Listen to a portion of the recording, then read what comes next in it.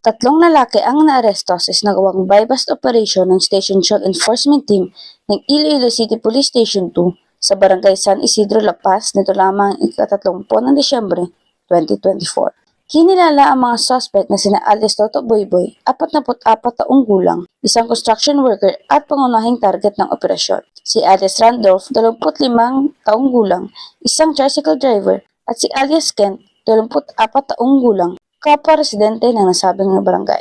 Ayon kay Police Major Tranquilina Querubin Jr., Station Commander ng ICPS-2, mahigit 2 linggo ang inilaan sa pagmamanman bago na isagawa ang matagumpay na operasyon. Sinabi rin niya na si alias Toto Boyboy mismo ang pinagmulan ng ibinebentang droga sa kanilang lugar.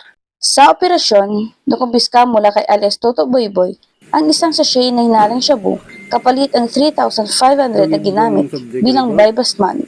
Bukod dito, nakuha rin ang karagdagang 13 sachet na hinalang shabu, 6 mula kay alias Toto Boyboy, 3 mula kay alias Randolph at 4 mula kay alias Kent. Samantala, nakumpiska rin sa lugar ang isang digital weighing scale, mga lighter, aluminum foil, mga walang laman na plastic sachet at drug residue.